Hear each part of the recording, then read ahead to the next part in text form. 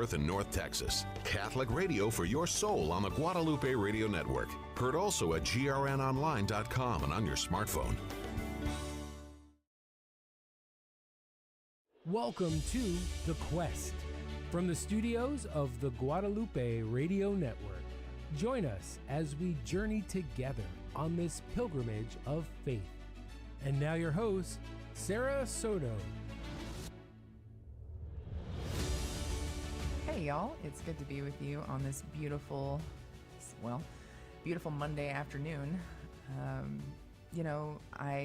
If you've been listening for any amount of time, you may be used to hearing me complain about the warm South Texas fall. That's quotes around fall that we're having. But it's really, like if you're on the Facebook and you like follow your local meteorologist, ours here locally was like a 5. I mean, it was like an alarm going off across the whole city. It was like, cold front's coming in tomorrow morning.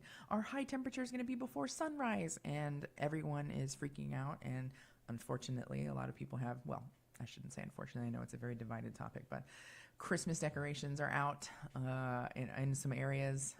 I've seen already lots, and we have an incredible grocery store here in Texas. It's the greatest grocery store ever of all time.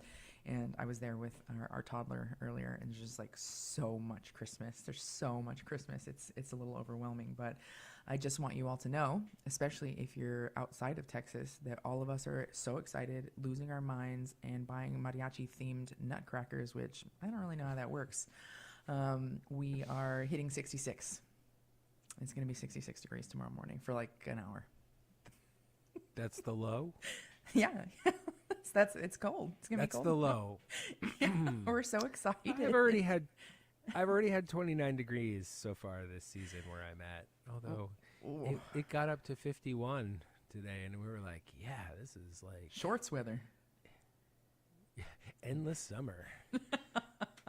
The way it was, so when I did mission work in Belize, I got there in January, and I was like, yes, what a great time to go to Belize. It's like the coldest time of the year, so you can like acclimate slowly. It was like 71. People had scarves on and jackets. Can you imagine putting like a parka on in 71 degrees? They did it though. They were cold. Isn't that wild? That's wild. What's your blood made out of? I guess mine's made out of sweat in Belize. It's constant sweat. Anyway, I'm very grateful. I'm very grateful for the much needed relief that our Lord is sending our way to cool off here in beautiful, sunny South Texas, where we don't really have a fall, but we have a week-long winter, and then it goes back to endless summer. It's a great place to live. Our plants don't die in freezes, and neither do our cars. So it's good.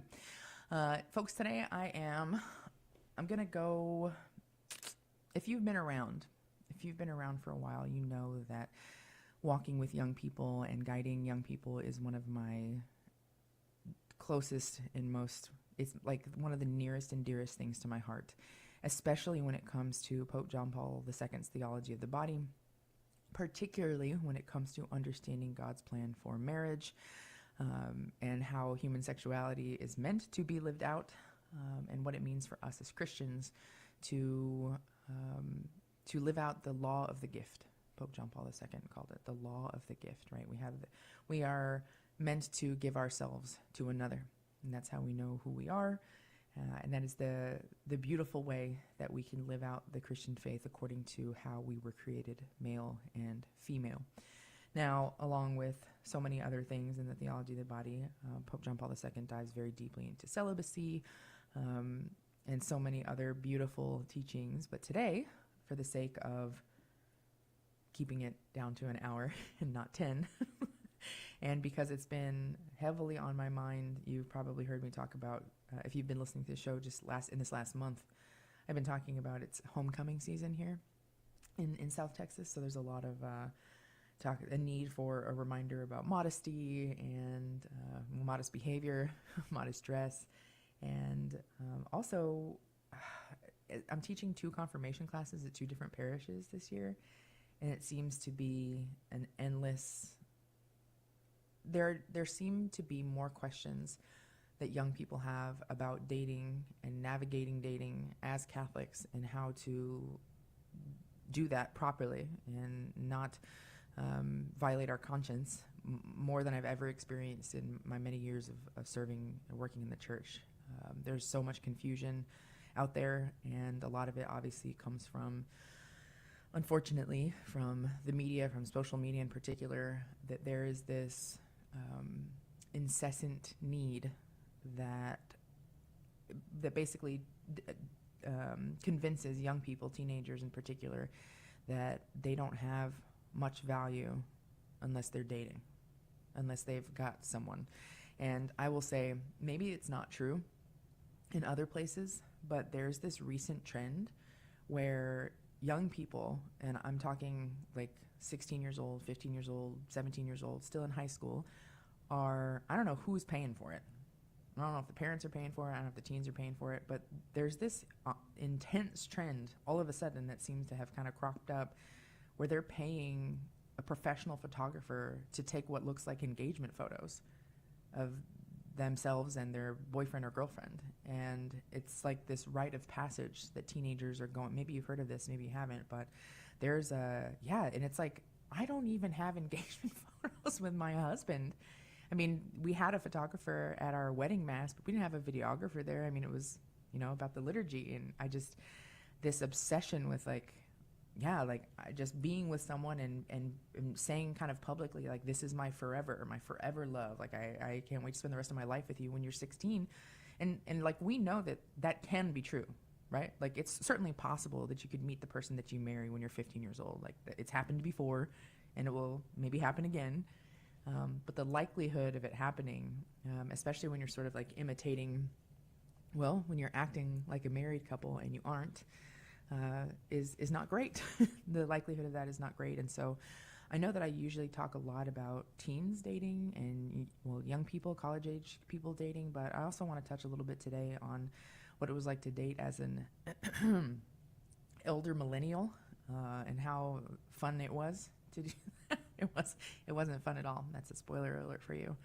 But yeah, there's a lot of things that I want to touch on when it comes to, I just want to share some key insights when it comes to dating and staying in line with our Catholic faith as parents, what we can do, and how we can advise young people, especially if we're working in ministry and they're coming to us with these questions, how we can keep maintain and uphold our values while still living in the world. That's certainly what most of us are called to do. Not a very small percentage of us actually work in and for the church. Most of us work in the world. And so how do we, who are going to school and working and living in the world, how are we to navigate the wild, wild world of dating when you're up against the devil and his minions? And I'll say this. I'm a parent of a toddler. Our producer, Matt, your toddlers are more grown now, aren't they? I have a senior in high school and an 8th grade middle schooler. Is it easier to parent them than it is when they were toddlers? Absolutely not. I'm sorry, what? It doesn't get easier? It does not get easier. It gets significantly harder. Oh, my goodness. Treasure those moments. Because I look back with, such joy and wonder and all the great times. Remember when you thought I was the best thing in the whole world? Now all I do is I make looks, and I've ruined everybody's day because I was listening to a story and I looked to the left, and somehow that was like, you don't understand me. Which I mean, that obviously reflects the reality. I can hear it in your voice. Your exasperation is because you were a perfect teenager and know how to navigate that. And I was not a perfect teenager by any means. Oh man. But I mean, that's the thing, right? Is when you get older, you're like, man, I sure should have loved and respected my parents more, or I sure should have acted like a decent person. I mean, I generally acted like a decent person towards my parents, but looking back, I see how much my parents suffered for me. I went to school a half hour away from where we lived, and like if my car broke down, I was driving to school, my dad would do nothing, and in the drop of a hat, just get in the car, no matter what he was doing, work, life, whatever, would come rescue me, whatever. So I do that same for my children because I feel that, that's how I was treated, and I can look back and have such fond memories of it that, I'm required to do that for my children at this point. Yeah, I think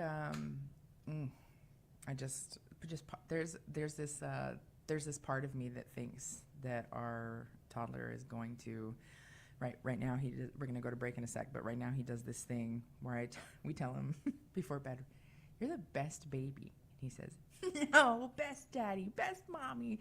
And I sometimes will look at my husband and say, like, he's going to do this when he's 16, right? "No, you're the best mommy. You're best daddy." And I was like, because if he ever stops, I will die of sadness.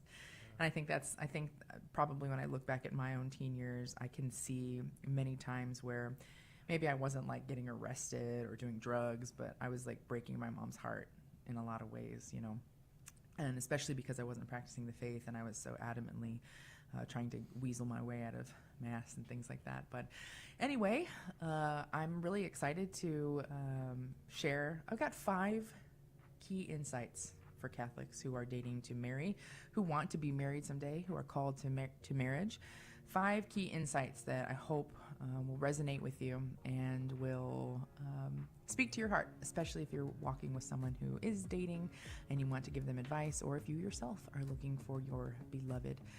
Give us a call at 877-757-9424 if you've got an insight for Catholics seeking a spouse.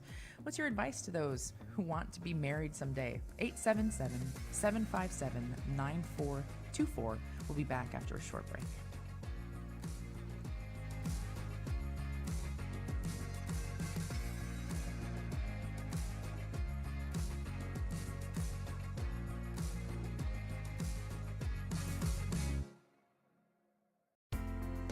Yeah, I mean, we listen to the radio all the time. We really like Morning Joy. It just sets my day off right. And we listen to the Mass, and it's life-changing. I listen throughout the day, and it helps me reset my heart and mind on Christ, especially if I'm having a difficult day of being a mom.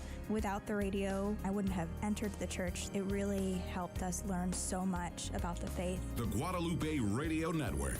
Radio for your soul. Hey, Keith Downey here, host of Morning Joy, where truth matters. The election is here, so let's keep our joy by starting the day with truth. Healthcare and life issues always come to mind as well. Would you like a better way to do health insurance that conforms with our Catholic beliefs and practices? Christopher Faddis from Solidarity Health Share joins us on the next Morning Joy. Listen weekdays starting at 6 a.m. Central, 7 a.m. Eastern, or subscribe to Morning Joy wherever you listen to podcasts. Welcome back to The Quest, an extraordinary journey where every step brings us closer to discovering God's love for us. Want to join the conversation? Give us a call at 877-757-9424. Hey y'all, welcome back. Today I'm going to be sharing five key insights for Catholics who are seeking to be married, seeking the sacrament of holy matrimony, and they want to remain faithful to the church and her teachings. There's a lot of advice out there, and you know what? There's a ton of terrible advice out there. But before we get into those 5 key insights, I first and foremost want to say, if we're going to hope for and try to implement and practice these 5 key insights for Catholics who are seeking to be married, especially when it comes to teens, when it comes to your children who are in college, your grandchildren who are in college, there's something really essential that we have to admit, recognize first, admit, and then and reconcile. And that is, of all the things that you may sort of let go of in what can feel like the battleground of parent versus teen, parent versus adolescent. There's curfew, right? I'm going to give you 30 more minutes on your curfew. Sure, you can have an hour on your curfew. There's breaking the rules as far as I said you couldn't go out with your friends unless you finish your homework, but I'm going to let you go this one time. I know you really want to see your friend before they go out of town, or whatever it is, right? Of all the things that we can compromise on, and there's a litany of things that you can sort of loosen the reins on. Significant things sometimes, but a lot of insignificant things. And I would say, aside from the importance of obviously like praying with your children, no matter what age they are, and praying for them, and instructing them in the faith, like that goes without saying. I shouldn't even have to mention that one. But aside from the obvious ways that we help our children, or that we pass on the faith to our children, the one thing that you should never, ever, ever let go of, the one thing that you should stand firm in always, is involvement in your child's life and who they're spending time with and where they're spending that time. I say this because the minute that you decide to let go of that, your child is going to be put in circumstances with people in places that they shouldn't be. And if they don't have your guidance, which if I could have like a bold red size 400 font on the radio, this would be it. But I'm not going to yell because I have a microphone and I don't need to yell. I can use my inside voice. Your children need you. They need your guidance. They need you to teach them and tell them right from wrong. They obviously know, like at this point when they're 16 years old, not to touch the hot stove. That's not what I'm talking about, right? I'm saying they need permission they basically need you to tell them that they can't go to a certain place because the peer pressure is so intense. And if they don't have to ask you permission, and they don't have to clear things with you, and you don't have to, do any investigating or find out where they're going or who they're going to be with. And I'm not saying to be a crazy person about it, but you should know where your children are and who they're with and what they're doing. Do you find that to be true, Matt? Matt, producer and father of teenagers. I need to chime in on this one because I have a very relevant story to all this. Sure. So as we as Catholics call it, All Hallows Eve. Mm-hmm. Recently, we had my daughter in high school wanted to have a party for Halloween, right? Mm-hmm. And my philosophy is always, you're always welcome to do it at our place, right? Because when it's happening someplace else, I don't know what's going on. I can't monitor it. Everybody's welcome here. I can meet people. It's all good. Yeah. But from time to time, I allow my daughter to go to events and places, and she's at a commuter school, so sometimes, friends' homes are like 35 minutes away from where we are. So it's pretty far. So we agreed, and it turned out, I don't know if it was 16 or 17. This makes me look bad because I should know the number. But, high school seniors who came to our house for a Halloween party. Okay, so what I would be doing if I was one of these people's parents, I would be saying, before my kid can go, kid, get me a parent's number that I can call and talk to them and find out about the situation, that you have been invited over, what the plan is, et cetera, et cetera. There's going to be an adult there. Yes, exactly. Right. Of these, we'll say 16 kids. Maybe I'm saying 17 because I'm counting my daughter. Okay. Yes, probably. Yes, of these 16 kids, one parent reached out to me to confirm where their child was going to be. And so 7 of the kids were going to sleep over. And the rest were not going to sleep over. And we told them that there was an end time to this party of 11 p.m. And that we're going to ask you to leave at that time. One of the parents that had a child sleeping over was one of the people who contacted me. I heard from no other parents.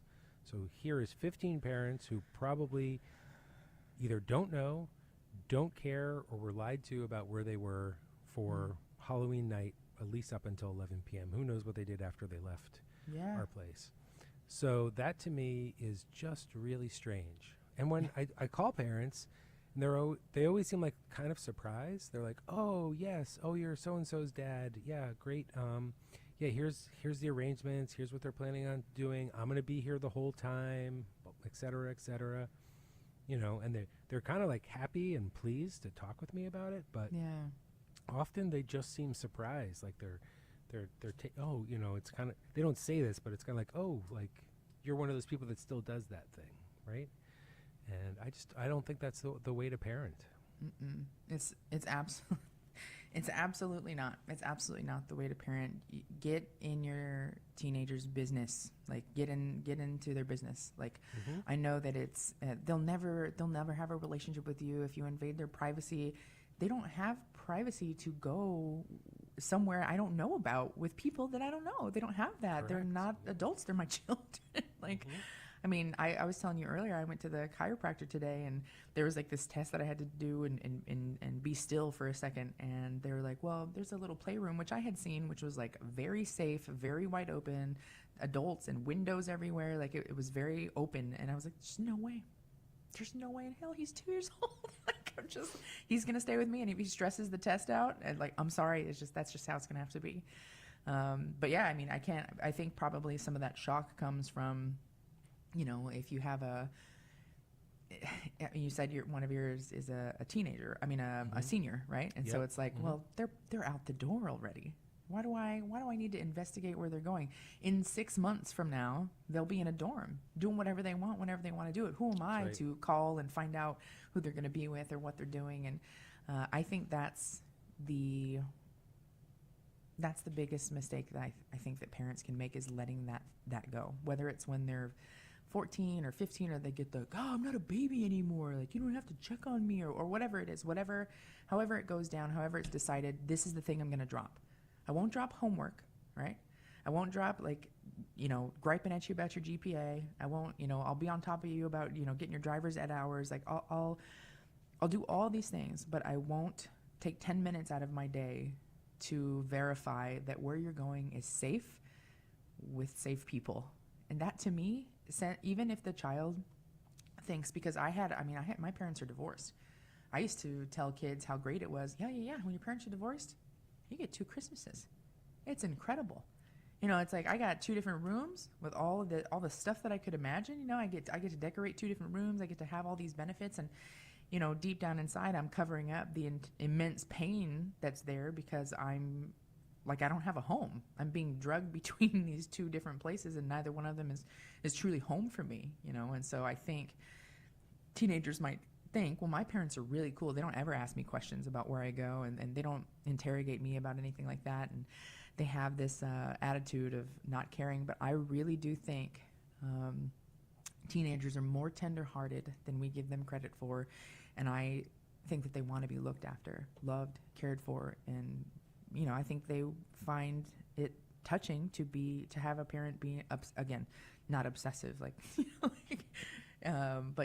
but concerned about where they are and their well-being. And I think it sends a message when you don't care to them that you don't care, and it doesn't matter what they do. And I mean, I have to say, I'm pretty cool, and if you have to say you're pretty cool, are you? even if my kids don't necessarily think I'm cool, they know about my music background, right? Yeah. So this is like getting very obscure, but like we were at a restaurant, and I'm going to talk about bands that probably no one listens even knows about, but like that's we're how at a you know restaurant, you're cool. and you're like, "Are you so and so's dad?" And I was like, "Yeah." He's like, "Did you play in a band with the Pixies?"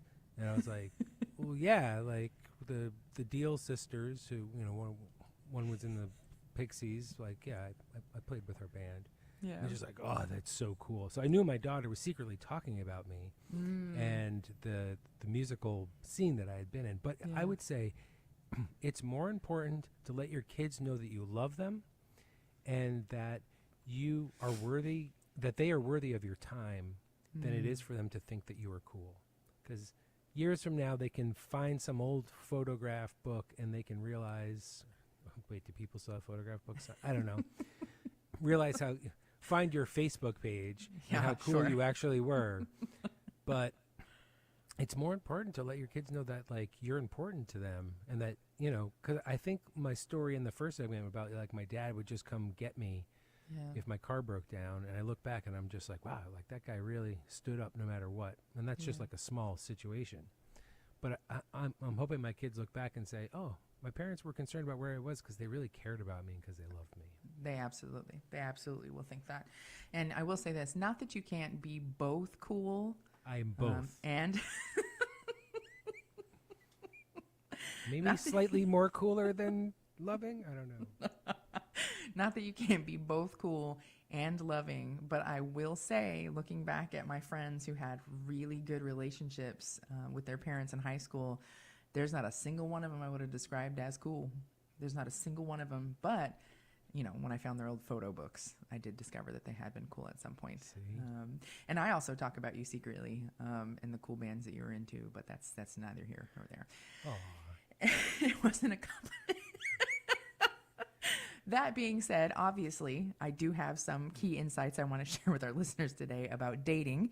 Whether you are the parent of a 15-year-old, whether you are in your 20s and you're looking for the love of your life, or you're in your 30s.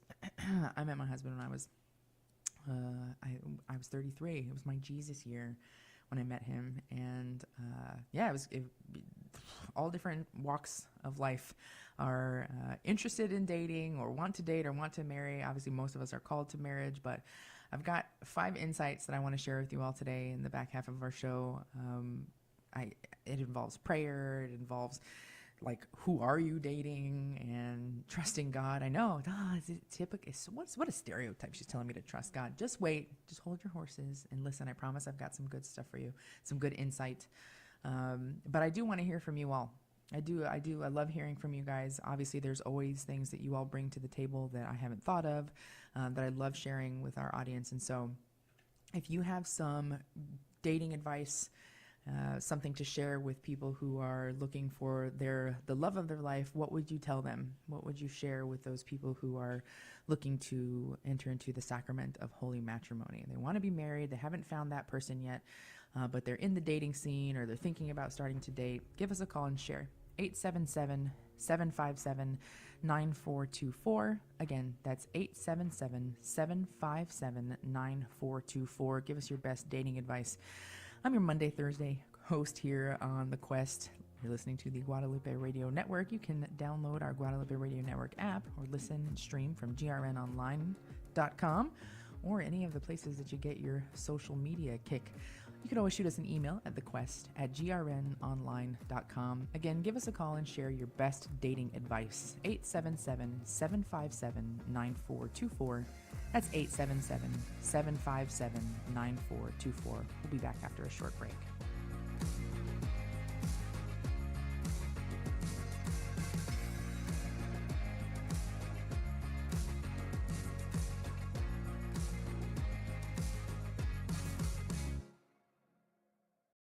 This is Life News Radio. I'm Jim Anderson. Dave Andrusko with National Right to Life says he thinks he knows who is most helping to elect President Trump, and it may well be the Biden-Harris White House and legacy media.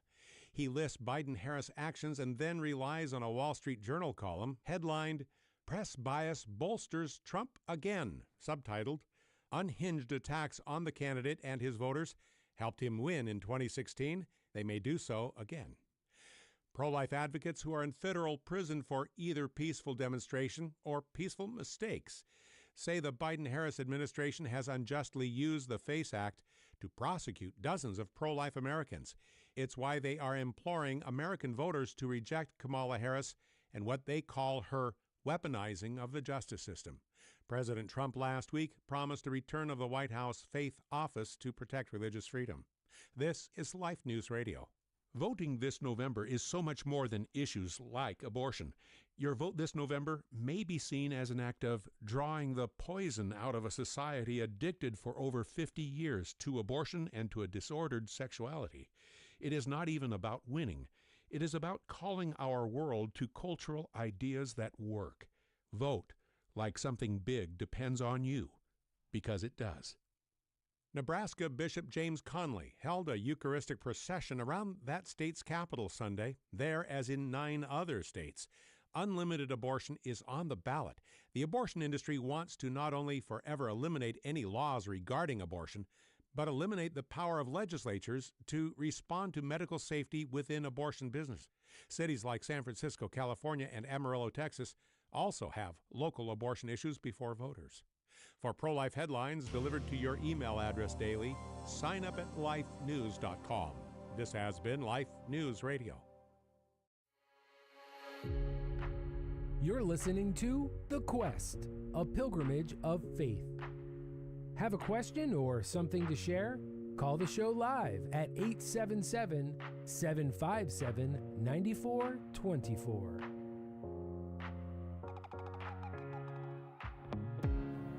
Hey y'all, welcome back. Today we're talking about key insights for Catholics seeking a spouse. For those of you who are wanting to be married but aren't, or you know someone who wants to be married but hasn't met the right person yet, I'm going to share 5 key insights that I think would be very helpful in that process of discernment, in that journey. And so, first and foremost, this may strike people as a little odd in some respect, but I think it's incredibly important and an often misstepped in the dating process. So let's say you've already discerned that the Lord has called you to marriage. You discern that you're not called to religious life. You're not called to become a priest. And it's time to, meet people. It's time to meet people. It's time to socialize and maybe find your future husband or wife. First and foremost, this begins with prayer. This begins with entrusting the entire process to our Lord and asking that He would lead you to the right person. If your whole prayer life springs forth from the desire to be married, in other words, you don't have a well-developed prayer life going into this process, that should be your first step. You should maybe hold off on dating before you work on building a legitimate prayer life. Like if you're not spending a couple minutes every day in silence, a couple of minutes in prayer with the Lord every morning, do that first. Do that first, because when you have a real relationship in your prayer life, it makes it easier to discern God's will. And in fact, the less you sin, the more often you go to confession, the easier it is to follow God's will. The more often you sin, the less you pray, the further away you are from having a real relationship with the living God, the less likely it is that you'll be able to discern His will. I mean, I know what the people that are closest to me in my life, I know what their plan is. I know what their goals are. I know what they want. And so if someone is a stranger to me, how could I go up to them and presume to know what their will is, what they want out of life, what their goals are? Well, I can't. And it works in a pretty similar way with our Lord. How could you say that you know the Lord is calling you to marriage, or that you know the Lord is calling you to marry this particular person if you have no relationship with Him? How can you know what He wants if you don't know Him? So developing a real prayer life, and I'll have a show coming up on that soon, which I'm very excited about, but the importance of the spiritual life for the layperson is often, sadly, overlooked. But again, in order to know God's will, in order to open your heart so that you can discern His plan for you and to see if He's calling you to marry this person, you've got to invite the Lord into your dating journey. He has to be an integral part of it. So that's the first key insight, and it kind of comes before you're even ready to enter into the dating scene, the modern dating scene, which if you are, God bless you. God bless you. It can be rough out there. I'm speaking from experience. And so you got to pray for guidance. You have to develop a real relationship of prayer, and spend time with the Lord, getting to know Him and allowing Him to gaze upon you and to get to know you. I know He knows you better than anybody, but you have to have a real living relationship with Him. And so once you have an established prayer life, then it becomes appropriate to ask the Lord, as part of that well-developed prayer life, to lead you to the right person. So prayer is a really, really essential part of discerning whatever your vocation is, but certainly when it comes to looking for a husband or wife. The second key insight for Catholics who are seeking to be married will certainly be knowing your own values and priorities. You've got to take time to understand your own faith, to understand what our values are as Catholics, and what are your life goals before entering into a relationship. I mean, if you don't know what you want out of life, if you don't know what your goals are, if you don't know what your values are, if you don't know what our faith truly teaches about marriage, about the use of contraceptives, I mean, about abortion, if you don't understand what the church teaches on about annulment, about divorce, like if you don't understand any of that stuff, it would be a little odd to try to enter into a relationship if you don't have a good understanding of those essential teachings regarding God's plan for family, God's plan for marriage. So you have to be self-aware in that area. I remember when I was dating my husband, it must have been within the first 3 or 4 dates that we had, where we sort of laid everything out on the table. You know what? It may have been in the first couple of dates, actually. How do you feel about abortion? How do you feel about the use of hormonal contraception?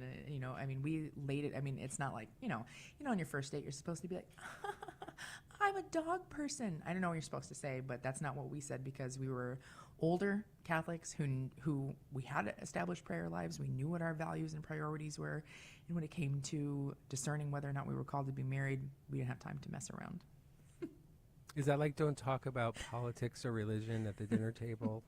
You have to talk about politics and religion within the first couple of dates with someone in these weird times that we live in. Amen. You don't want to. Yeah, I did not want to have a conversation with this man and have him say, "I think like," and he would kill me for saying this. I know he's probably listening now. But if he had been like, "I think abortion's like fine in some circumstances," I would have got up and walked away. I would have left, and not to be rude, I just would have said, like, obviously this is like a complete waste of my time, because there's no way, like if you were the most attractive person in the world, if you fit every single quality that I was looking for in someone, and you were like, yeah, well, let's raise our kids in the faith, and let's say I'm like pushing, like I'm close to like a menopausal age, I feel pressure, like I want to get married, I want to have kids, or like maybe I can let this go, like it's just an absolute no. Would rather die alone in a cave. I cannot stand when a man compromises on any aspect of our faith, but especially the whole, it's not really like right for me to say, because like I don't have a uterus. Like that just does not fly. Thanks be to God. What about the women who have that internal thing to say, he doesn't view the world the way I do, but I think I can convert him. Oh my gosh. Don't even. Oh, I feel like, okay, I'm gonna be honest with you. This is part of one of my key points later, but there are few things in this life that get me as fired up as talking to women who think that they can fix or change men.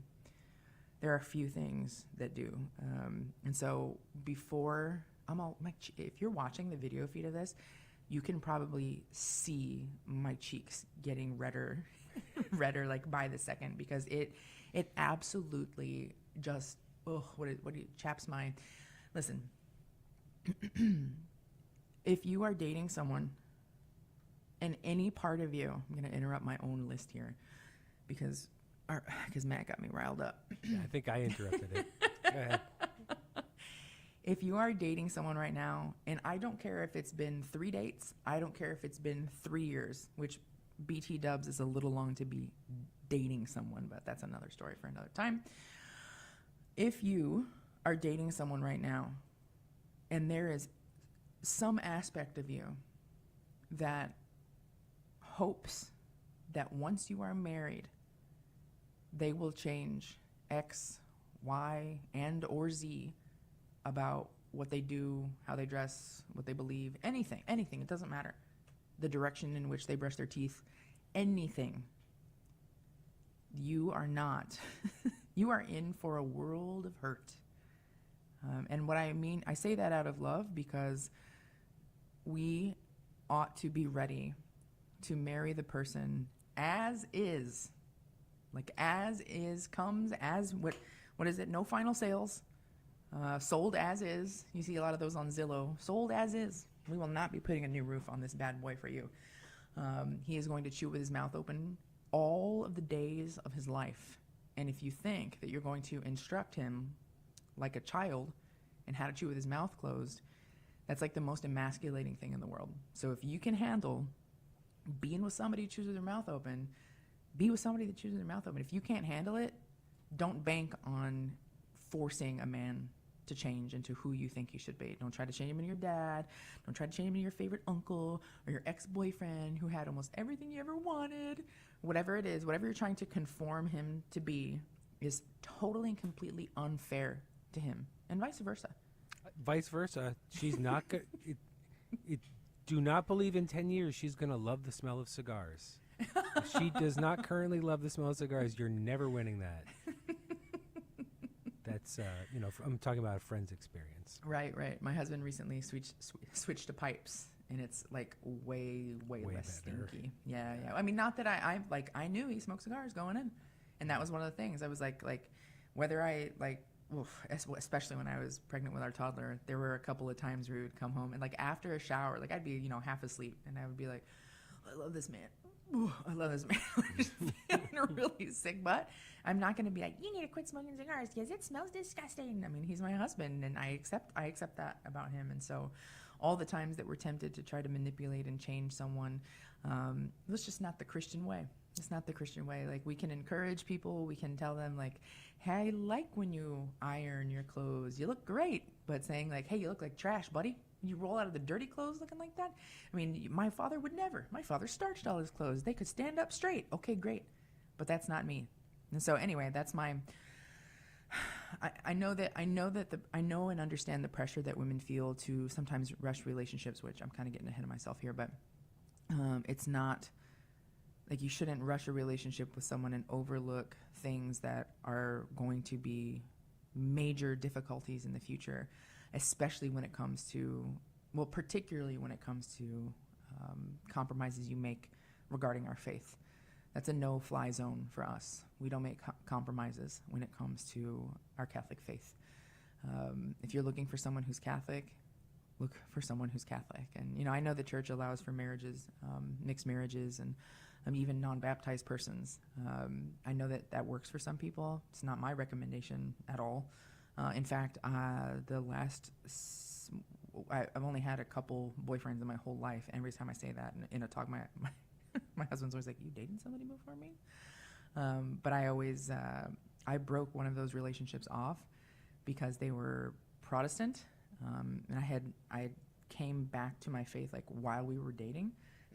After that, I never would have dated someone who wasn't Catholic. But one of the big reasons I ended the relationship, in fact, the reason that I ended the relationship, which was definitely headed towards marriage, was that as a Catholic, I couldn't see myself, even if we would have, if the Lord hadn't blessed us with children in our future. But like, I knew that if we had children, even if he had agreed to raise them in the faith, that I couldn't sit before my children and explain to them that their salvation is found in the Eucharist. And in order to receive the Eucharist, they must go to reconciliation on a regular basis. But Dad doesn't. And so that's a huge deal breaker for me. And so I had to end the relationship, which was definitely the right decision for many reasons. But at the end of the day, I had to find someone that I had to find what my values were first, what my priorities were, and that was and thankfully, my husband had the same set of values, the same set of priorities, the same goals in life. And that was discussed extremely early on.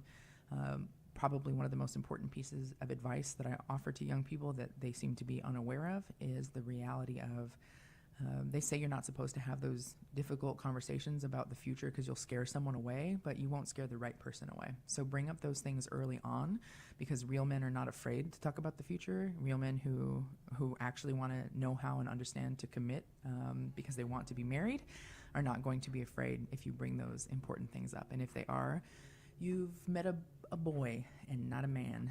And so, long story short, don't date someone and merge your whole life together for like a year and then finally bring up those important conversations about abortion, contraceptive, having children, et cetera, et cetera. We're talking about key insights for Catholic dating. We're down from 2. We're going to take a short break here, and after that, I'll share the rest of these key insights for Catholics who are seeking to find a spouse. You're listening to The Quest. I'm your Monday, Thursday host here on the Guadalupe Radio Network. We're live every Monday through Friday at 4 p.m. Central, 5 p.m. Eastern. We will be right back.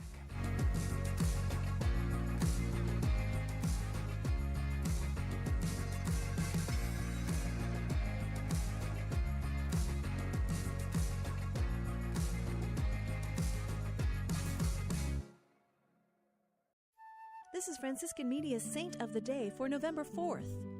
Today we celebrate Saint Charles Borromeo. Though born into the nobility in 1538, Charles Borromeo desired early on to devote himself to the Church. As a bishop who lived during the time of the Protestant Reformation, he had had a hand in church reform during the final years of the Council of Trent. Following his important work at the council, Borromeo devoted himself to his responsibilities as Archbishop of Milan. Reform was needed in every phase of Catholic life among both clergy and laity. He insisted that if the people were called to a better life, the bishops and other clergy had to be the first to give good example. Archbishop Borromeo practiced what he preached, allotting most of his income to charity, denying himself all luxury, and performing many penances. During the plague and famine of 1576, he often fed 60,000 to 70,000 people daily. When civil authorities fled Milan at the height of the plague, he stayed. There he ministered to the sick and the dying, helping those in want. The heavy burdens of his office brought on Borromeo's early death in 1584 at age 46. He was canonized in 1610. There's more about the saints along with inspiration and Catholic resources at our website, saintoftheday.org. From Franciscan Media, this has been Saint of the Day. This is The Quest from the studios of the Guadalupe Radio Network. Share the show with a friend. You can find us on social media. Want to listen again? We're on Apple Podcasts, Spotify, YouTube, or wherever you enjoy listening to podcasts. That's right, folks. If you are looking to subtly, but not so subtly, give some clear dating advice for those who are looking to be married, you can always send a copy of today's show via your favorite podcast listening platform. So that's on Spotify, Apple Podcasts. You can always share this. You can share it in your story, share it on your feed, or share it with someone specific that you have in mind who is looking to be married, but maybe needs a little push in the right direction. So we're going through some 5 key insights for Catholics who are seeking to be married, seeking a spouse.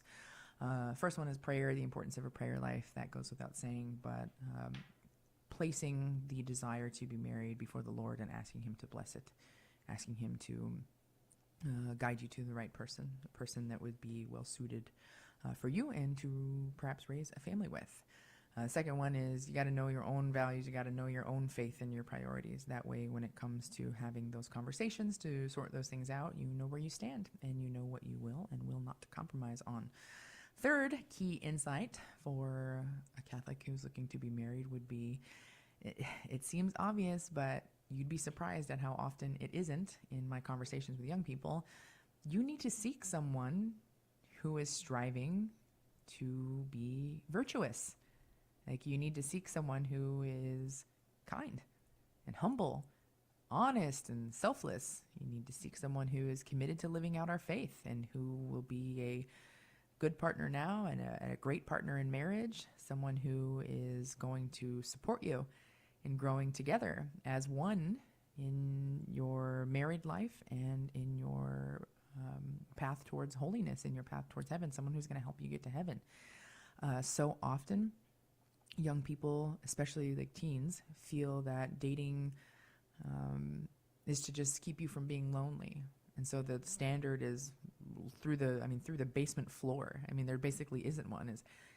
Is this person breathing? Am I sort of attracted to them? Do they pay attention to me? Check, check, and check. Now I'm going to be intimate with them and share all my hopes and dreams with them and say that I'm going to love them forever and ever and ever because there's some basic attraction and because they're giving me the time of day. And so that becomes, when you are dating someone because you don't want to be alone, and you're dating someone because you feel like you have to be dating, even though you're all of 16 years old and you own no property, you don't have a 401k, and You think you're supposed to be in love with someone and saying, I want to be with you forever, and having a professional photographer take photos of you by the water with your 16-year-old boyfriend who has who's just all Adam's apple. It's another story for another time. But when you are trying to be with someone just for the sake of having somebody, then it becomes, as John Paul II warns against, a relationship of use. It's a relationship of mutual use. If you're not actively looking for someone that's going to help you get to heaven, which BT dubs, getting to heaven is super hard. So the purpose of marriage is not to be all happy and joyful all the time. It's to help you work out your enormous, taking up the whole room faults that you have. All the ways in which you fall short, marriage is supposed to help you work those out. So the purpose of dating and the purpose of marriage is not so that you can just have someone next to you, have a warm body next to you so you don't have to be quote unquote alone, which, as Christians, we know we're not ever alone. But seeking someone who's virtuous, not just someone to pass the time with, not just someone who is very physically attractive, because obviously, you can get your, this is a little graphic, but you can get your face damaged forever, in an accident. And if that's all you guys have, then what's left? What's left when something horrible like that happens? God forbid. But I think it's, we have to go back to looking for the qualities in someone that are always going to be there. Like I said, someone who is actively trying to live a virtuous life, kindness, humility, honesty. If you got someone who's a fast talker and who makes you feel good and gives you butterflies, not that there's something wrong with someone giving you butterflies, but is this person going to be kind to you? Is this person going to be kind to your children? Are they humble? They always think that they're right? Are they honest? Or are they telling you lies early on in your dating relationship? Because if they are and you find that, what's to stop them from telling huge lies later on down the road? Are they selfless, or do they constantly put themselves first? Do they expect you to serve them, but they never serve you? And it's not a competition and keeping it's not tit for tat. But the truth is that when you are in the lowest moment of your life, when you go through those big lows that are in marriage, and there are also huge highs too.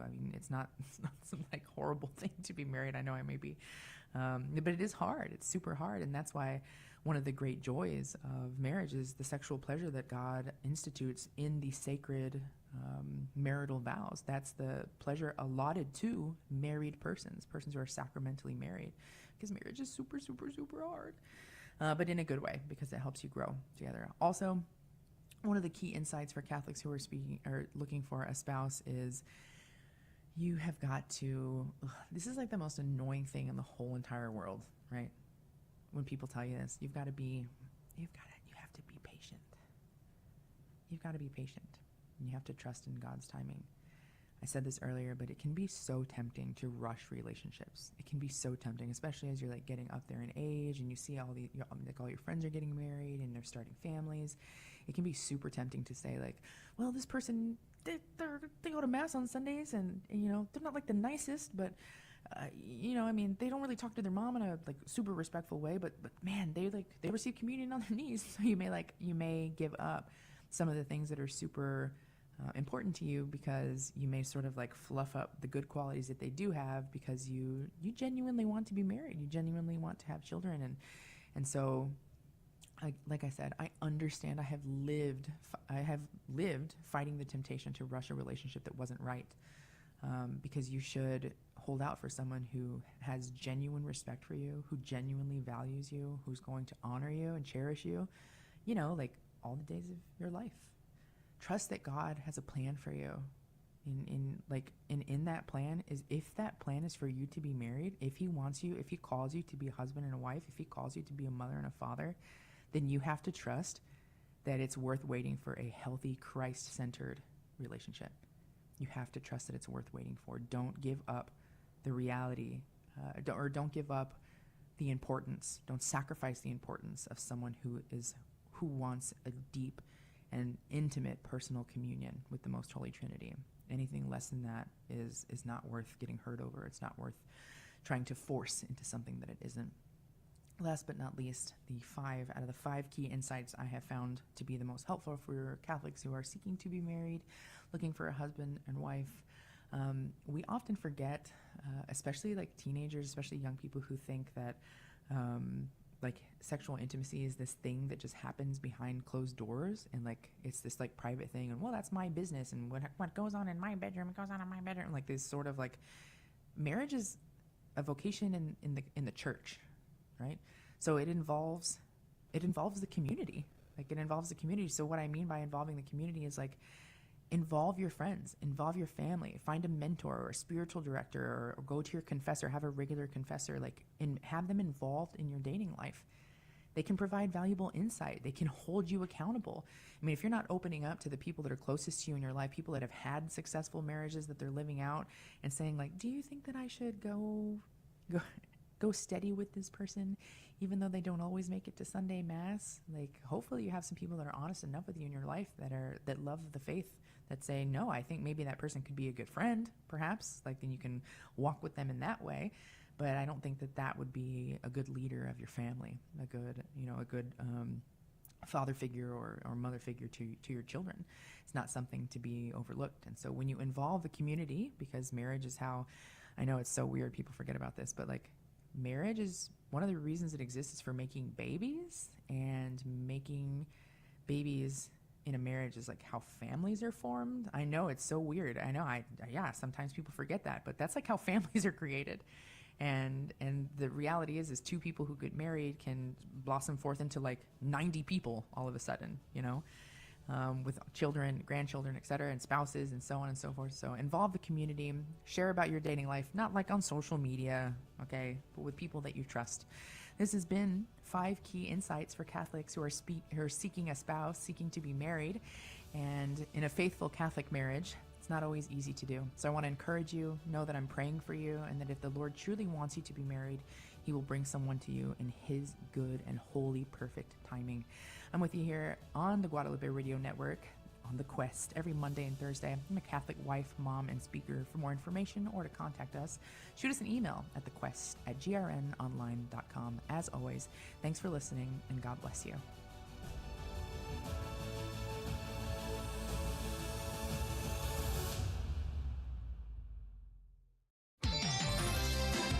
Your 24-hour-a-day source of Catholic inspiration.